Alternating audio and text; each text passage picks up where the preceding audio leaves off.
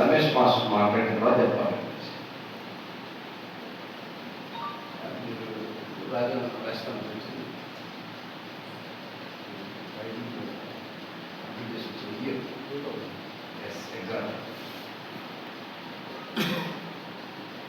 యాభై సంవత్సరాలు దాటుకోలేదు వయసు 50 సంవత్సరాలు. ఎంత మీ వయసు? 50. మరి చేతులు అంటే సిగ్గుపడుతుంటే 1994 నుంచి ఉన్నాయి నాకు వెహికల్స్. 3 జీపుల్లో 2 జీపులకి డ్రైవర్ ఉంటాడు, 1 జీపులో నేను ఉంటాను. 3 జీపులు కూడా ఎక్కడ ఎదుగుతాయంటే వాహనాలు మార్కాపురం, కంబూరు మార్కాపురం, చుట్టుపక్కల ప్రాంతాల కొండ, దోర్నాల అట్లా తిరుగుతూ నా యొక్క జీవన విధానాన్ని కొనసాగిస్తున్నది. 94లో నా వివాహం అయింది. అప్పుడు నా జీవితం ఎలా ఉండేదంటే చాలా సరదాగా నడుస్తున్నది. నా జీప్కి వెళ్తాము, సాయంకాలం వరకు తిరగటము, ఫ్రెండ్స్తో సరదాగా బీర్లు గీర్లు తాగుతూ ఎంజాయ్ చేస్తున్నది. ఆ దినాల్లో ఎస్ఎన్న గారు పరిచయం ఇచ్చినటువంటి మొదటి పాట ఇందాక అయ్యగారు పాడారు, కృపామయ్యగా నీలో నేను నివసించిన. ఈ మాటను వింటున్నప్పుడు నా మనసులో ఏదో తెలియని ఆసక్తి. ఏంటి ఆసక్తి అంటే పాటలు పాడాలని ఆసక్తి. కానీ ఆసక్తి ఉంది కానీ పాడలేదు. ఎందుకంటే మనకున్న ఫీల్డ్ మన కథంతా వేరుగా ఉంది. అలాంటి దినాల్లో ఏం జరిగిందంటే మా పాస్టర్ దేవుడు మంచి స్వరాన్ని ఇచ్చాడు. ఆమెతో పాటలు పాడిస్తే బాగుంటుంది అన్న ఉద్దేశంలో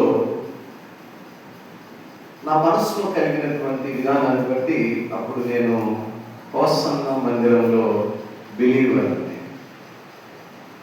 అప్పుడు ఇక్కడ పాస్టర్గా ప్రైవేట్ కుమార్ పనిచేసేవాడు. దానికి ముందు యాకో పాస్టర్ అని ఉండేవాడు. ప్రైవేట్ పాల్గా యంగ్ డైనమిక్ అన్నమాట, కుర్రోడు. ఆ మందిరానికి వెళ్తున్న దినాలు ఏం చేసేవాడంటే సాయంకాలం అయ్యేసరికి ఏదో ఒక విలేజ్కి పరిచయకి వెళ్ళాము. నేను వేడిపల్లయ్య గారు, కొంతమంది సంఘ విశ్వాసులు, అమ్మగారు కొంచెం పాటలు పాడుతున్న ఉద్దేశంతో వేడిపాలను కూడా ఏం చేశారంటే, బ్రదర్ మన జీవి తీసుకుని వచ్చేది బాక్సులు గీక్సులు వేసుకుని వెళ్ళిపోవడం, చిన్న అరగట్ల పెద్ద అరగట్ల చుట్టుపక్కల తగిలి వేసుకుంటాం. అమ్మగారు పాటలు పాడుతున్నది, నేను జీప్ డ్రైవరు బాక్సులు వేసుకోవడం. ఇలా స్టార్ట్ అయిన నా ప్రయాణంలో మధ్యలో ఏమైందంటే ఈసీఐ మినిస్ట్రీకి సంబంధించిన సేవకులు రామప్రసాద్ అయ్య గారు, నాగరాజు, ఈ అయ్య గారు అక్కడ 10 మంది సేవకులు చర్చెస్ ఈసీఐ ద్వారా కట్టడం. ఆ ECI churches dedication to bishop గారు ఏబేకంఠం గారు రావడం. ఇట్లా ఏమైందంటే సేవకులతో బాగా దగ్గర కనెక్షన్ అయింది. ఇక అయ్య గారు 2000 సంవత్సరంలో వచ్చిన తర్వాత ఆ రోడ్డు మీద ఉన్న మసీద్ పక్కనే రెక్స్ వాళ్ళది చిన్న రూమ్ ఉంది, చిన్న బైక్ షెడ్. ఆ షెడ్లో బ్యాచులర్ కదా అయ్యగారు కూర్చుంటారు. ఆ పరిచయంలో అయ్యగారితో బాగా నాకు అసలే పాటలు పిచ్చి. ఈ అయ్యగారు దోలకు ఎరగదీశారు. దోల పట్ట మానుకున్నాడు కానీ దోలకు మామూలు పడు. దోల పడితే ఆయన ఏ వాయిద్యాలు అవసరం లేదు. ఇక నేను అమ్మగారిని తీసుకుపోయి రూమ్లో కూర్చొని అమ్మగారు పాట పాడము, అయ్యగారు దోల పాడము. నేను లైట్గా మీరు వేసుకుపోయి కూర్చుంటా. లైట్గా పులిగా పడిపోతాయి కానీ అది వేసుకొని పోయి కూర్చుంటా. అయ్యగారు అదరపడుతున్నాడు. ఈ అమ్మగారు వయసుకు ప్రమాణం. అట్లా పాడుతున్న ఆ సమయంలో అమ్మగారు బేస్ వాయిస్ లాగా కొద్దిగా ఆటోమేటిక్గా ఇంట్రెస్ట్ పెరిగింది. మనం పాడితే ఏం పాడేది అని ప్రారంభించిన ఆ పరిచర్య నాకు బాప్తిస్మం అయ్యారు ఇచ్చింది. స్తోత్రం.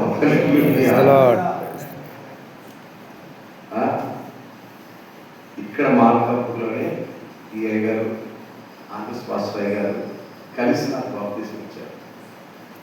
ఇప్పుడు వీళ్ళ మధ్యలో కూర్చుంటున్నప్పుడు, వీళ్ళకి తిరుగుతున్నప్పుడు నేను ఎంత గర్వపడతానంటే, ఎన్నికలేను అంతే కదా. నాకంటే సీరియస్, వయసులో తక్కువ లేదా అనుభవం సీరియస్ వీళ్ళతో తిరిగే అనుభవం, వీళ్ళతో కలిసి చేసే పరిచయం, వీళ్ళ మధ్యలో కూర్చునే కృప ఎట్లా వచ్చిందంటే కేవలము దేవుని పని వల్ల వచ్చింది. స్తోత్రం. అలా ప్రారంభమయ్యి బాప్తిస్మం తీసుకొని తిరుగుతున్నా నేను. ఇందాక రమేష్ చేస్తున్నాడు అంటే గాము కట్ట ఆ సంఘం కట్టి, ఆ సంఘాన్ని ప్రారంభించి, ఆ సంఘంలో మొదటి పాస్టర్ చేసింది నేనే. ఎవరు ఉండేవాళ్ళు కాదు, పిల్లలే ఉండేవాళ్ళు. ఆ రోజు ఈ రోజు సాయంత్రం వేసరికి ఇద్దరు వెళ్ళేవాళ్ళం. గొడుగులు పప్పులు అన్నీ తీసుకున్నారు పని. నేను 2 పాటలు పాడేవాళ్ళు, ఆయన కొద్దిసేపు వాకింగ్ వెళ్ళిపోయాడు. అలా ప్రారంభించి ఆ గ్రామంలో అవకాశం ఆ రోజుకి ఈరోజు గ్రామం కదా, ఏం గ్రామం పేరు ఆ ఒక్కతే ఆ రోజు ఈ రోజు. ఇప్పుడు కొంచెం డెవలప్ అయిన దాని ఏంటంటే ఎదురుగా ఖాళీ కట్టడంతో రమేష్ ప్రయాస కొంచెం వెలుగుస్తుంది. ఆ ప్రారంభించిన దినాల్లో నాకు కొత్త, నాకేదో స్వాగతం కూడా అదేదో అక్కడ తిరుగుతున్నా, పాటలు పాడుతున్నా. ఏ గారు వచ్చినా కూడా మనకాడ వెహికల్ ఉంది కదా, అయ్యగారి దగ్గర బాక్స్ స్టాండ్ నేను ఎప్పుడూ చూసా కలెక్టర్ దగ్గర ఆరోగ్యం. ఆ స్టాండ్ 2 సార్లు మోసి నేను వేసుకున్నాను. బాక్స్ స్టాండ్ వేసుకోవడం, వెళ్ళిపోవడం. మొత్తం సంవత్సరం సెట్ చేసి అయ్యగారికి మైకి 4 పాటలు పాడడం, అయ్యగారికి మైకి. ఇట్లా ప్రారంభించిన పరిచర్య అదంతా రమేష్ మాస్టర్ మాట్లాడుతుంటే గుర్తొస్తా ఉంది. నేను కూడా ఇలానే ప్రారంభించా కదా. ఇట్లా ప్రారంభమైనటువంటి ఈ పరిచర్య దేవుడు తన పనికి వాడుకోవడానికి తీర్మానం చేసుకుంటే మనకున్నటువంటి ఎన్నో భూసంబంధమైనటువంటి ఆలోచనలు, తలంపులన్నీ కూడా ఆసక్తిని బట్టి బ్రతకడానికి ఎన్నో మార్గాలు ఉన్నాయి. ఇంతవరకు అదే రమేష్ మాస్టర్ మాట్లాడుతుంది. ఈ సందర్భాలు గుర్తొచ్చాను. సేవలో బ్రతకాలనుకోవడం అంత దౌర్భాగ్యం అవ్వట్లేదు. ప్రయాసపడి కష్టపడుతూ సేవ చేయడం అంటే చాలా కష్టమైన పని. ఈరోజు కూడా ఆదివారం ఖచ్చితంగా 10 గంటలకు మధ్యాహ్నం వెళ్ళాలంటే మనం పోతే వెళ్ళవచ్చు. మన పోతే విశ్వాసం నడుస్తుంది. కానీ నేను రెడీ అయిపోయి బ్యాగ్ ఇచ్చుకునే సమయానికి ఆనందం గురించి పోలిస్తుంది. అందులో అన్న మీరు గుంటూరు మెకానిక్ మేస్త్రి గారు, మా కారుకు ఏసీ రావట్లేదన్నా, చూస్తారా? లేకపోతే ఏసీ గ్యాస్ ఎక్కిస్తే 2000 రూపాయలు, దానికి అయ్యే ఖర్చు మహా అయితే 700-600 ఖర్చు అయ్యింది. అంటే ఇప్పుడు ఎంత కోల్పోవాలి? దాదాపు 1300 ఇన్కమ్ను కోల్పోవాలి. బ్రతకాలనుకుంటే 1300 మిగులుతాయి. సేవ చేయాలంటే 1300 వదులుకోవాలి. ఇప్పుడు ఏది కావాలి? ప్రయాసపడుతూ బ్రతికే సేవకులకి ఇది ఒక లైఫ్ అండ్ డెత్లా ఉంటుంది.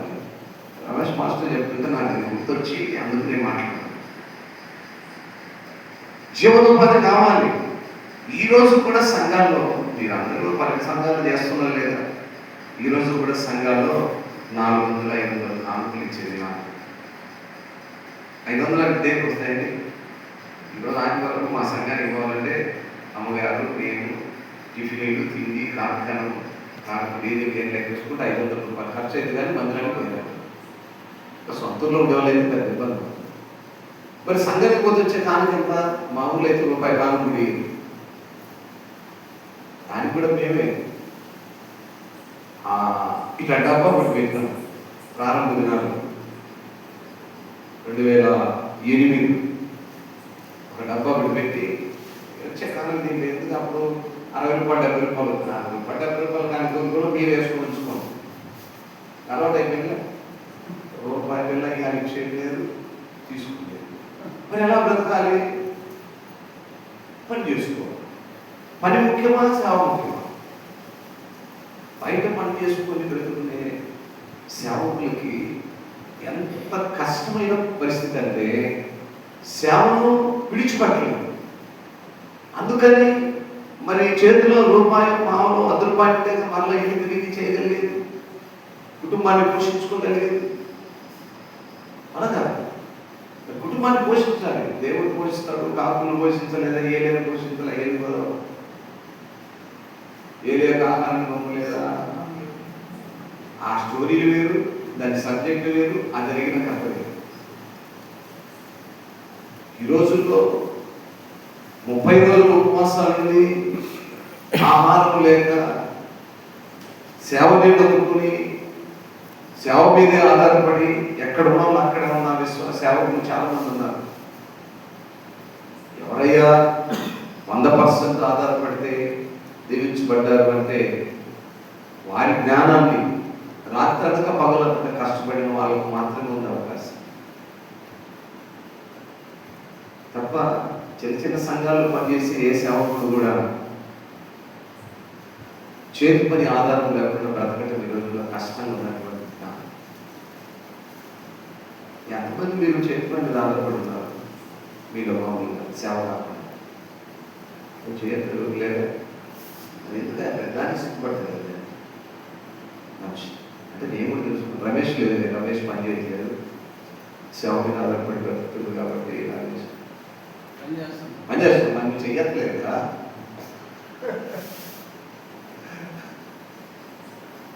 అలాంటి ఈ దినాల్లో మనం ఎలా బ్రతకాలి అంటే ఎన్ని కష్టాలు ఎదురైనా పౌలు లాంటి సేవ చేయలేకపోయినా, ఎందుకంటే ఆ సేవలు లేవులేదు. అంత యథార్థమైన సేవలు, యథార్థమైన సేవకులు, యథార్థమైనటువంటి పరిచర్య కష్టమైంది. యథార్థం అనేసరికి ఎందుకు గుర్తొచ్చిందంటే మనోడు స్వామి మాస్టర్ యోగ గారి గురించి మాట్లాడుతొచ్చాడు కాబట్టి నాకు ఆ సబ్జెక్టు కూడా గుర్తొచ్చింది.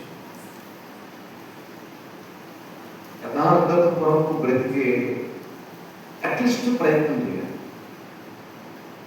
చాలా బాధాకరమైన సంగతి ఏంటంటే సేవకులు విశ్వాసం కంటే ఎక్కువ అబద్ధికులుగా ఉంటున్నారు. చాలా దౌర్భాగ్యమైన పరిస్థితి. మనమేమో విశ్వాసులకు బోధిస్తున్నాము, ఆ బోధ మనల్ని అన్వయించుకోలేకపోతున్నాం. కాదంటారా? అవును, నిజం చెప్పండి. మనం అన్వయించుకుంటున్నాం, ఇప్పుడే మనం బోధించగలుగుతున్నాం, కానీ ఆ యథార్థత కలిగినటువంటి ఆ భక్తి జీవితాన్ని, భారం కలిగిన సేవాన్ని పరిగెడుతున్నారు, కానీ యథార్థత కనపడట్లేదు. సేవకుడికి నేను ఇన్ని దినాల నా పరిచయంలో నేను నేర్చుకునేది ఏంటంటే యథార్థత చాలా ముఖ్యము.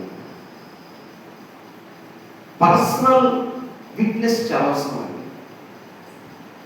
అలాంటి సేవకుడు ఏంటి, ఆయన ఎటువంటి వాడు అంటే, మరి ఇప్పటి వరకు మనం యోగ గురించి సోదరుడు చెప్పిన రీతిగా ఆ యథార్థత మనలో ఉందా?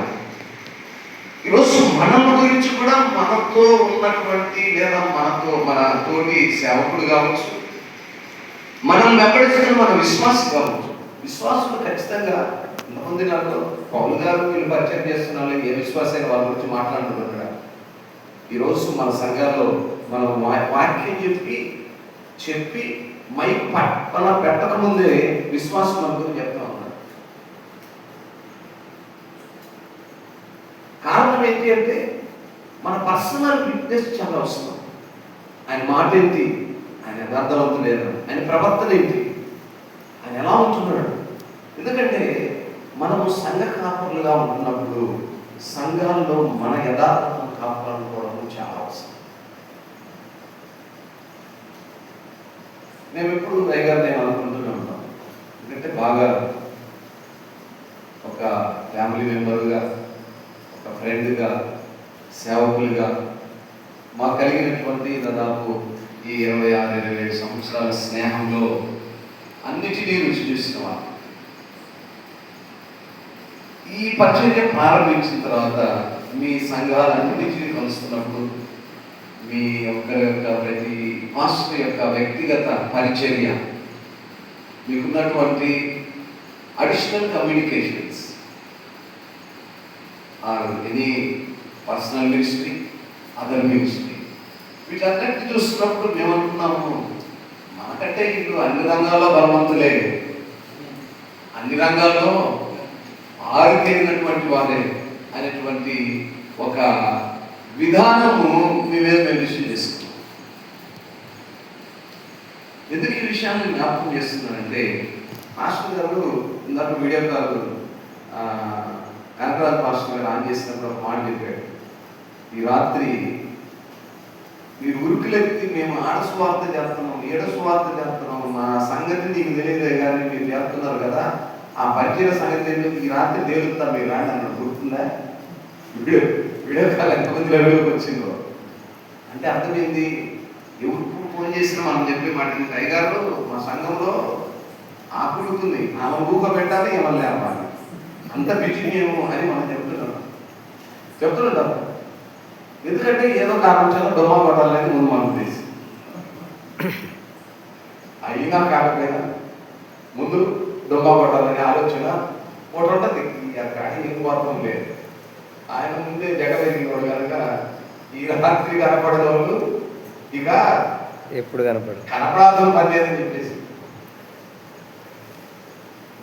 సేవలో మనం ఉండవలసినటువంటి ప్రాముఖ్యమైన సంగతి ఏంటంటే, మన యొక్క పర్సనల్ విట్నెస్ చాలా అవసరం.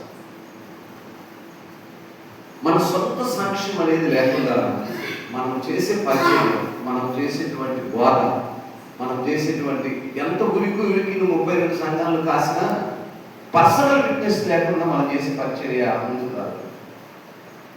మీకు త్రిపురాంతకము బ్యాప్టిస్ట్ అంటే మార్కాపురం బ్యాప్టిస్టులు పనిచేశారు. దానం సీతమలయ్య గారు కొంతమందికి తెలుసు. బైబిల్ కాలేజీ నడిపించారు, చాలా మందికి అభిషేకం గురించి పరిచయం చేసినటువంటి దేవుని సార్. నేను కూడా ఆ దగ్గర స్టూడెంట్గా తిరిగాను. ప్రతి వీక్లీ వన్స్ క్లాసెస్ పెట్టినప్పుడు మార్కాపురం నుంచి నేను డైలీ పంపడం చేశాను. ఆయన చెప్పిన ఒక శ్రేష్టమైన మాట నేను ఎప్పుడు జ్ఞాపకం చేసుకుంటాను. అయ్యా, మీ సేవా జీవితంలో నువ్వు పుల్పిట్ మీద నిలబడి స్వార్థ చెప్తున్నప్పుడు, ఆ పుల్పిట్ దిగి మరలా నువ్వు నడుస్తున్నప్పుడు నీలో నడిచే క్రీస్తు కనపడాలి. హల్లెలూయా. ఆయన మరణించారు, కానీ వాళ్ళ అనుభవంలో వారు చెప్పే మాటలు హృదయాల్లో చాలా జ్ఞాపకాలుగా ఉంటాయి. ఆ మాటలు నేను ఎప్పుడు అంతగా ఆయన చెప్పినప్పుడు ఆలోచిస్తేవాడిని. ఈరోజు మన సంఘాలు మనం పోషించుకుంటూ సంఘ కాపరులుగా మనం ఉన్నప్పుడు మన యొక్క సువార్త, మన పరిచర్య, మన యొక్క సంఘాల కొరకు మనం చేసేటువంటి ప్రయాసలో మరి మనలో క్రీస్తు కనబడుతున్నాము. మనం ఎప్పుడైనా ఆలోచన చేసుకుంటాం. సంఘ పరిచర్యలో చాలా ప్రాముఖ్యమైన సంగతి ఏంటంటే, మన పరిచర్య మన విశ్వాసులకు, మనం నడుస్తున్నప్పుడు మనల్ని గమనిస్తున్నటువంటి ప్రజలకు మనలో మొదట క్రీస్తు కనిపించేటువంటి సేవకులుగా మనం ఉండాలి. హల్లెలూయా. హల్లెలూయా. నా మనసులో వచ్చినటువంటి ఈ ప్రేరేపణలు ఇప్పుడు నేను వీళ్ళిద్దరూ మాట్లాడుతున్నప్పుడు నా జ్ఞాపకం వచ్చింది. ఏమీ తెలియని ఒక పామరుడు లాంటి వాడిని, చదువుకున్న పామరు వాడినే కావచ్చు, కానీ బైబిల్ జ్ఞానం లేనటువంటి పామరు. 2009లో మన దాని మాస్టర్ గారు గృహం వాళ్ళ గ్రామంలో ఈస్టర్ చర్చి ప్రారంభించాం. ఏమీ తెలియదండి నాకు. సంఘ కాపరిగా మందిరాన్ని అప్పగించారు. అప్పుడు వచ్చి దాని మాస్టర్ కూడా చెప్పాడు ఊళ్ళో, ఆయనకేం తెలుసు జీవుడు ఎవరైతే వాస్తవం నాకేం తెలియదు.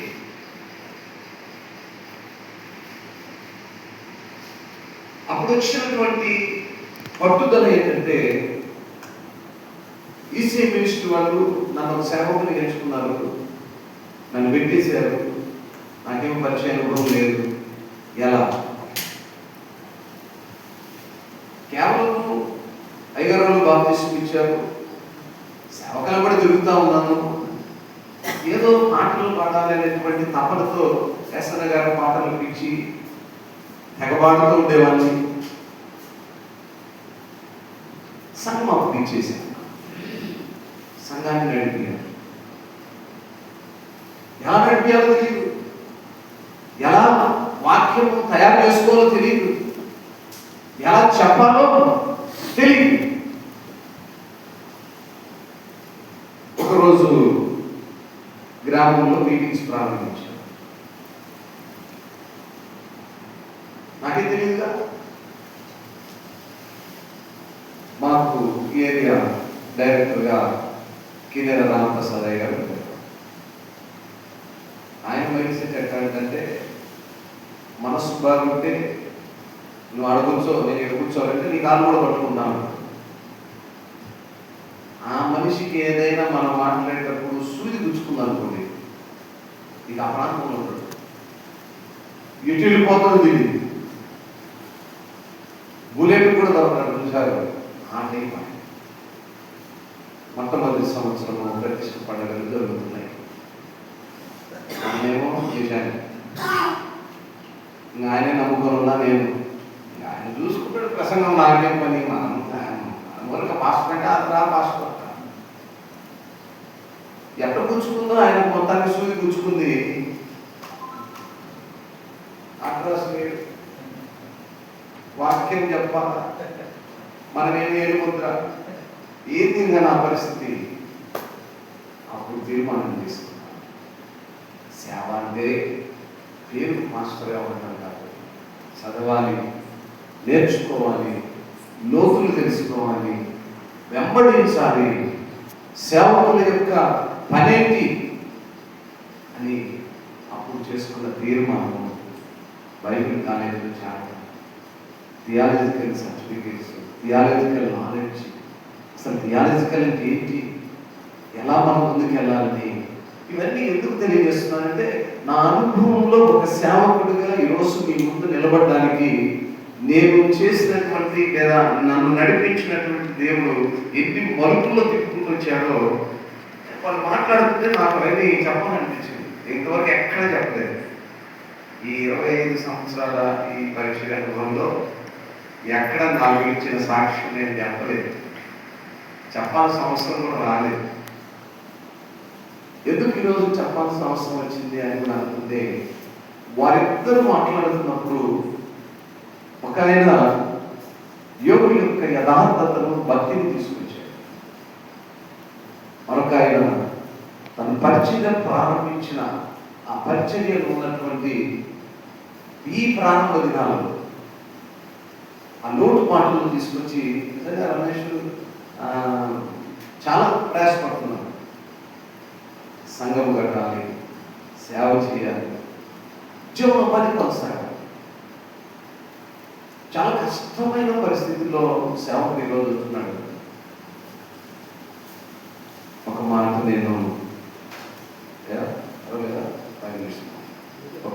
నేను మాట్లాడి ఆ పరిశుద్ధ లేఖనం నుంచి ఒక మాట నేను మీతో మాట్లాడి నా సమయాన్ని కూడా ముగించేస్తాను. పరిశుద్ధ లేఖన గ్రంథాల నుంచి ఎఫెసీయులకు రాసిన పత్రిక 4వ అధ్యాయము మొదటి మాట చదువుతాం. కాబట్టి మీరు సమాధానమును బంధము చేత ఆత్మ కలిగించు ఐక్యమును కాపాడుకునేందు శ్రద్ధ కలిగిన వారే ప్రేమతో ఒకరినొకడు సహించుచు మీరు పిలువబడిన పిలుపునకు తగినట్లుగా దీర్ఘశాంతముతో కూడిన సంపూర్ణ వినయముతోను సాత్యంతోను నడుచుకొనవలెను. స్తోత్రం, హల్లెలూయా.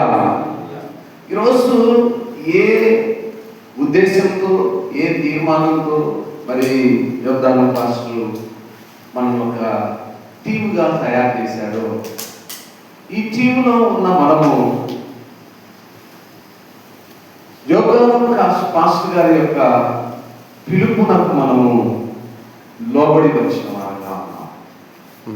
పిలవబడిన మనము ఎలా ఉండాలి అంటే, పౌలు కదా ఎఫెసీలో ఉన్నటువంటి సంఘబిడ్డలకు చెప్పినట్టుగా సమాధానం అనే బంధము చేత ఆత్మ కలిగించేటువంటి ఐక్యమును కాపాడుకుంటూ, శ్రద్ధ కలిగిన పరిచర్య. ఏ పరిచర్య అంటే? శ్రద్ధ కలిగిన పరిచర్య. గడిచిన మాసం నుంచి ఆయన చాలా టెన్షన్ పడిపోతా ఉన్నాడు. వాస్తవానికి చెప్పాలంటే, ఈ ఏర్పాటు చేసినటువంటి ఈ టీం ఆయనకు అడిషనల్ భారం అండి. చాలా ఎంత స్ట్రగుల్ అవుతున్నాడంటే, నేను వెంటనే చూస్తున్నాను కాబట్టి నాకు అర్థమవుతుంది. చాలా స్ట్రగుల్తో ఉన్నాడు. ఇప్పుడు వరకు కట్టినటువంటి 4 సంఘాలు, వాటి పరిచర్య, ఉన్నటువంటి సేవకులు, వారికి మరి ప్రోత్సహించినటువంటి వారికి చెప్పే సమాధానాలు ఎంత కష్టతరంగా ఉన్నాయో ఇప్పుడు దాదాపు తెలుసు. కానీ అతని పక్కనే అనుభవిస్తున్న వాడు నాకు పూర్తిగా తెలుసు. చాలా మంది సేవకులకు సంఘాలు కట్టిస్తున్నప్పుడు ఇంత ముందు రోజులు నాకు లేవని. నేను ఈసీఎల్ సంఘాలు కట్టినప్పుడు ఒక్కొక్క సంఘం నుంచి 40-50 వేల రూపాయలు పెద్దలతో మాట్లాడైనా, లేదా మా సొంత డబ్బులు తీసుకెళ్ళైనా ఖర్చు పడితేనే మందిరాన్ని కట్టేవారు. ఈరోజు కంప్లీట్గా ఆయన ఇన్వాల్వ్ అయ్యి ఆయనకు వస్తున్నటువంటి ఆ బెనిఫిట్స్ మాత్రమే కాక అడిషనల్ బెనిఫిట్స్ కూడా తీసుకొచ్చి మందిరాలు కట్టడానికి ప్రయాసపడుతున్నాడు. ఎందుకంటే నేను పక్క నుండి చూస్తున్నాను కాబట్టి. రాజసముద్రంలో మనము నూతన మందిరం ప్రారంభించాం. మనకి తెలుసు అనుకుంటా. అది నెల 28వ తారీఖు మన స్పాన్సర్ సంథింగ్ వారి ద్వారా ఓపెనింగ్ చేయాలని ఎంతో ప్రయాసపడుతున్నాం. అక్కడ ఆ ప్రయాసలో ఎంత కష్టపడుతున్నామో మాకు అర్థమవుతుంది. దానిని అనుభవించడానికి సేవకుడికి ఎలా ఉందంటే, ఆయనకి ఎవరో పార్లర్ చేసి కట్టుకుంటున్నాడు, మనకేంటి ఇన్ని వచ్చినాయో అనేటువంటి నిర్లక్ష్య వైఖరి కనపడుతుంది. కానీ ఆ ప్రయాస వెనక ఎంత భారం ఉందో తెలుసుకోలేకపోతున్నాం. ఎగరు పడితే నెల నుంచి చెప్తా ఉన్నాడు. ఏమని చెప్తా ఉన్నాడు? అయ్యా, రేపు మన దగ్గరికి వస్తున్నటువంటి ఈ ఫార్మర్ను మనం సంతోషపరచడం అంటే మనం ఏదో వాళ్ళకు కోళ్ళు కోసి కుక్కలు కోసి పెడితే వాళ్ళు సంతోషపడే రోజులు పోయినాయి. 100కి 110% పరిచర్యను చూపించాలి.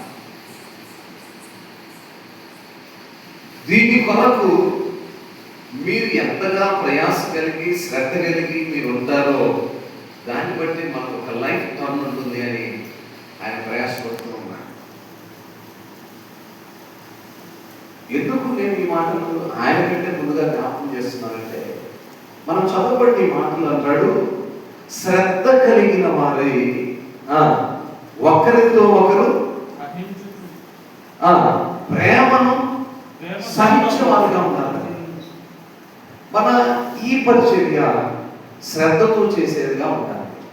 ఎందుకంటే ఈ కష్టాన్ని మనము ఆయన ప్రయాసం అనుభవిస్తున్నటువంటి లోతులను తెలుసుకున్న వాళ్ళుగా ఉండాలి. చాలా కష్టంగా ఉంటుంది. ఎంత కష్టంగా ఉందంటే, ఇంతకుముందు అయినా మందిరాలు కట్టేటప్పుడు ఎవరు అడిగేవాళ్ళు కాదు. ఇప్పుడు గ్రామాల్లో మందిరాలు కట్టాలంటే ఎన్ని ప్రాబ్లమ్స్ రైజ్ అవుతున్నాయో అది పూర్తి చేసి బయటకు వచ్చేంత వరకు ఆ టెన్షన్లు మేము అనుభవిస్తున్నాం. ఈరోజు రాజమక్కపల్లిలో మట్టి తోలడానికి 4 days నుంచి ప్రయత్నం చేసి ఈరోజు మాడి 6 నుంచి 2 o'clock వరకు క్రేజ్ దగ్గర ఓడి 3 గంటల వరకు కూర్చున్నాం. మట్టి దోతున్నాం, మైనింగ్ వల్ల ఆపేస్తారు, ఏ క్షణంలో వస్తారు. ఆ ట్రాక్టర్ ఒకటి చెప్తున్నాడు, తీసుకొస్తున్నాడు, మాకే రూపాయలు పెట్టిపోతున్నాడు. ఆల్రెడీ వాళ్ళకేమో డేట్ చేశారు, 28 మీరు చర్చి ఇనాగ్రేషన్ చేయాలి, పరిచర్య పని ముందుకు వెళ్ళట్ల. అలా ఎన్ని టెన్షన్స్ మధ్య ఆయన చేస్తున్నాడో దాన్ని మనం జాగ్రత్తగా గ్రహించవలసిన బాధ్యత మనకి. ఎందుకంటే ఈ పని చాలా కష్టమైన పని అయింది. ఇంతకుముందు రోజులాగా, ఇంతకుముందు ఫార్మర్స్ గారు సంక్రాంతి పాస్టర్ దగ్గర చర్చి కట్టాము, కట్టి 2 years రేపు వాళ్ళు వెరిఫికేషన్కి వస్తారు. ఆ చర్చికి వెనకాల ఇంకో చర్చి మౌతులు కనపడుతున్నాయి బాగా. ఆడు అక్కడి నుంచి గూగుల్లో చెక్ చేసి చర్చి ఉంటే వెనకాల ఎందుకు చర్చి కట్టాలని ప్రశ్నిస్తున్న దినాలు.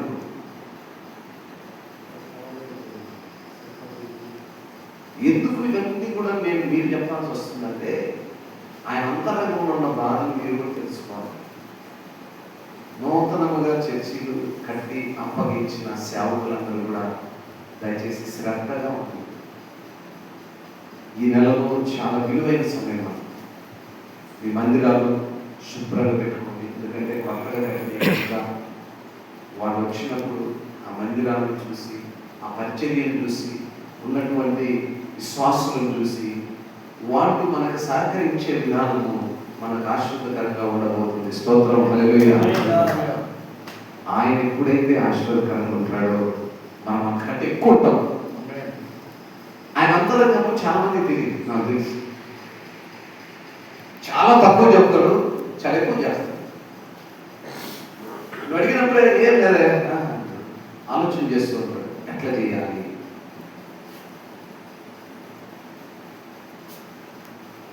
రాజంపల్లిలో చర్చి కట్టాము, అక్కడ తాగిపోవచ్చు, మళ్ళీ మనం పోయి బోరేస్తాం. దాదాపు 1,00,000 చిల్లర ఖర్చు పెట్టి బోరేస్తాం. అలా అడగలేదు, చర్చి మాత్రమే అడిగింది. వాళ్ళు ఆ రోజు అడిగారు, అయ్యా వీలైతే బోరేయండి. ఆయన మనసులో ఉంది కనుక వాళ్ళకి చెప్పకుండా ఫోన్ చేసి పిలిచాడు.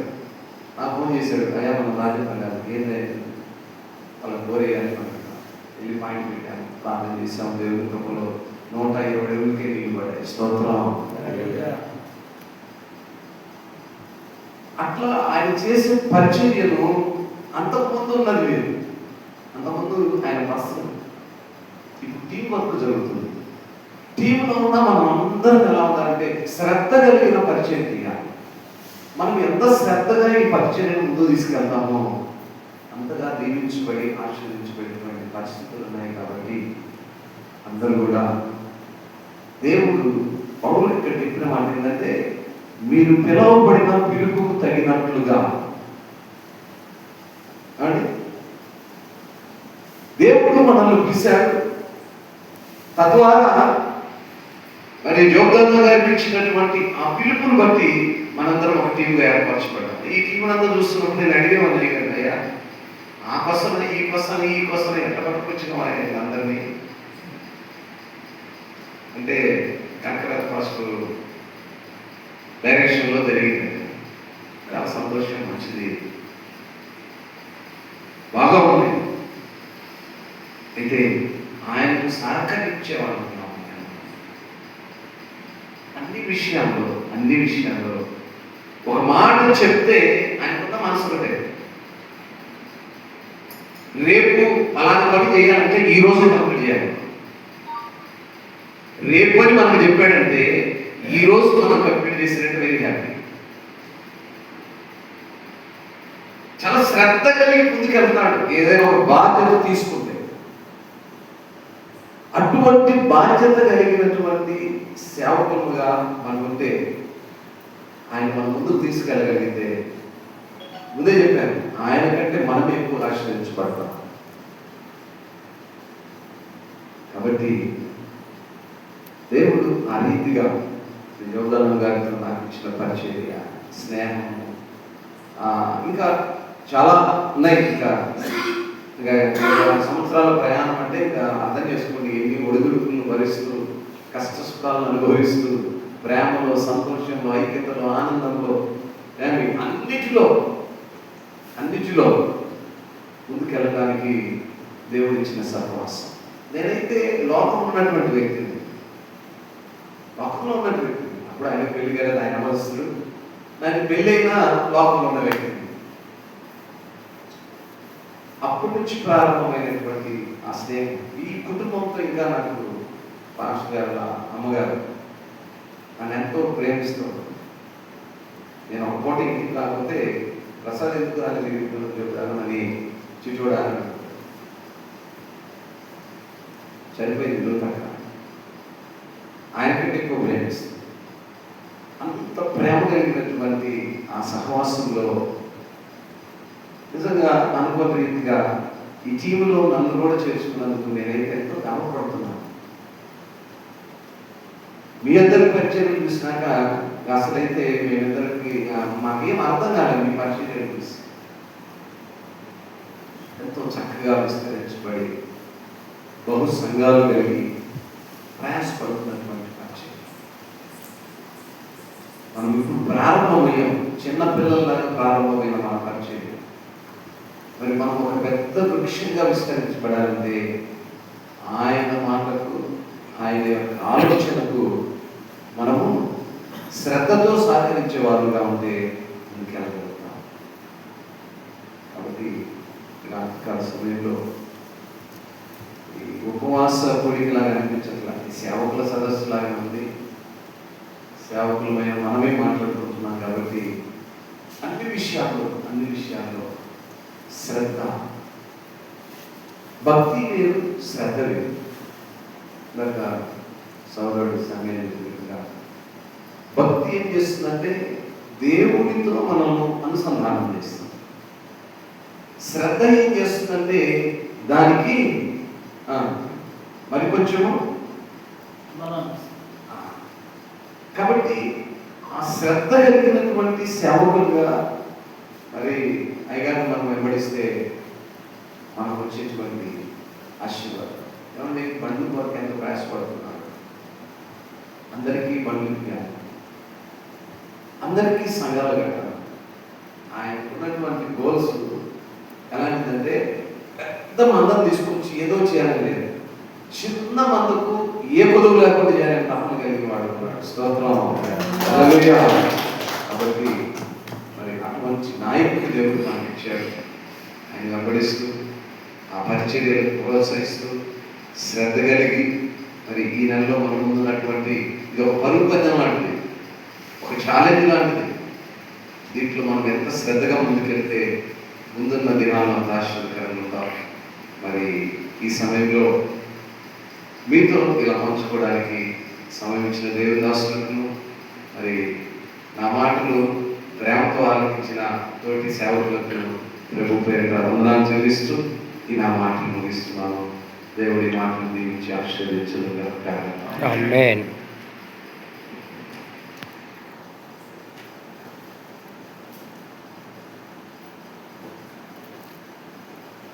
దేవుడికి మహిమ కలుగుగాక. హల్లెలూయా.